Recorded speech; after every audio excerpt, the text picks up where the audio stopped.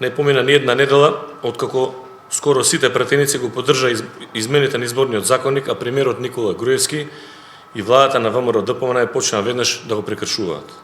На истиот ден кога Трајко Велјановски ги распиша председателските избори, владата се продолжи медиумската кампања да се тера онака како што знае и умее, со пари од буџетот си распишуваат тендери за јавни набавки, а неколку државни институции спротивно на законот распишаа голем број на огласи за вработување.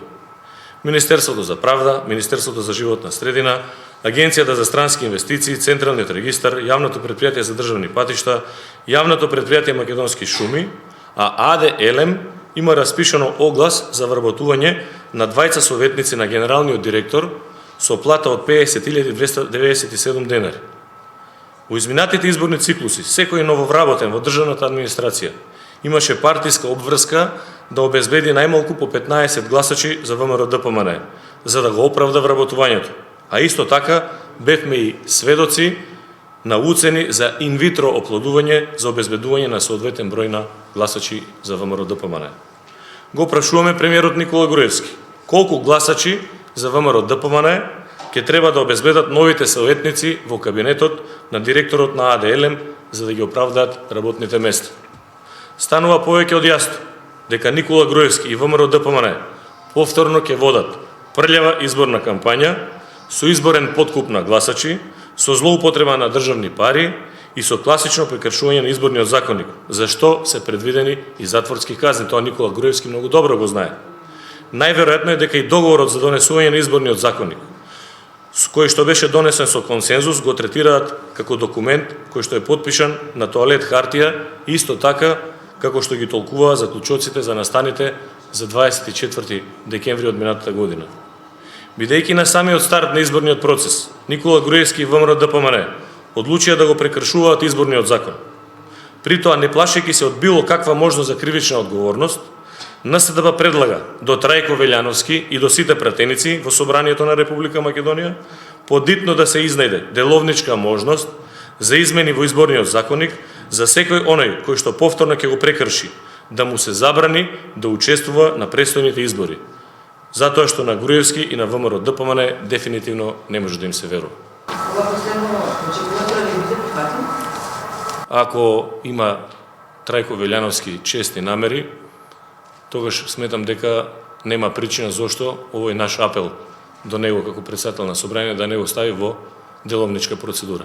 Да го измениме изборниот законник и секој оној кој што го прекрши да му се одземе правото или да му се забрани да учествува на следните парламентарни избори. Сметате дека прекршушите, односно кривичните одредби сега веќе во изборниот законник не се доволни како предупредување? Јас сметам дека кривичните измени во законот се итекако доволни, но последниве случувања на распишување на огласи за вработување, тендери за јавни набавки и злоупотреба на државни пари, очигледно дека Никола Груевски не се плаши од тие одредби од кривичниот законник, кои што предвидува и затворски казни. Од тие причини апелираме до Трајко Велјановски и до сите пратеници да обезбедиме деловничка можност и повторно да го измениме изборниот законник и да предвидиме можност, веројатно тоа ќе го донесеме со консензус, не верувам дека ВМРО ДПМН тоа нема да го поддржи, секој оној кој што ќе го злоупотреби изборниот законник да му се забрани да учествува на следните избори. Уште нешто ако може. Во Државната изборна комисија има толкување дека овие владини кампањи сега што се спроведуваат не се дел од одредбите, не подпаѓаат под одредбите на изборниот законник, бидејќи станува збор за председателски избори, а на председателски избори нели се кандидираат поединци, а не партии. Измените во изборниот законник и измените во кривичниот законник се јасни и тие ги донесеме со консензус. Изборниот законник третира изборна кампања и избори. Господин Висоцки, во оваа ситуација кога не се почитуваат измените на изборниот законник, според процедурите, кој треба да реагира, обвинителот или антикорупцијска комисија, за да почне процедура? Согласно измените на изборниот законник и кривичниот законник, и јавниот обвинител и антикорупцијската комисија имаат основ, согласно законот изборен, да реагираат. И тоа може веднаш да го направат. Но видовме дека јавниот обвинител, како и претходниот, така и овој, едниот го преспа мандатот, овој предпоставам дека нема да има храброст да го испочитува изборниот законник и неговата позиција како јавен обвинител, бидејќи се знае дека е избран на местото јавен обвинител по налог на извршниот комитет на ВМРО ДПМН и не очекувам негова реакција. Затоа велам, апелирам тоа да го направиме во законодавниот дом. Трајко Велјановски да најде деловничка можност, ќе му помогнеме сите пратеници и да го измениме изборниот законник. Секој оној кој што во наредните денови ќе го прекршува, тоа гледате дека и денес се случува, да му се забрани да учествува на наследните избори.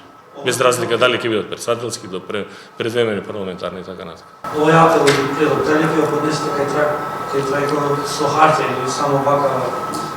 Во овој момент само председателот на собранието Трајко Велјановски ја има таа можност, да, ќе му пратиме писмо, да, ќе го пратиме писмо да како апел и како наша сугестија. Предпоставам и ќе добие информација преку неговиот кабинет за оваа наша иницијативата на НСДП, за да се отвори таква деловничка можност да го направиме повторно промена во изборниот закон. Сметавме дека навистина овој пат со овие измени, бидејќи условно кажано делимично ги донесеме со консензус, бидејќи пратеничката група на ДП не го поддржа, дека навистина сега на овие избори премиерот Груевски и ВМРО ДПМН ќе го почитуваат изборниот законник, но еве се покажува во текот на превчерашниот ден, прекчерашниот, денешниот ден, предпоставам така ќе се однесуваат и во наредниот период до одржување на изборите, тие и те како ќе имаат намера да ги злоупотребуваат и државните пари, ќе распишуваат огласи за вработување спротивно на законот, ќе распишуваат тендери за јавни набавки, ќе злоупотребуваат буџетски средства и така натаму. Тоа е само стил на владење на ВМРО ДПМН, затоа што се покажа во изминатиот период дека ВМРО ДПМН не ги добива изборите со проекти како што се фали. Туку тоа го прави со класична злоупотреба на буџетски средства.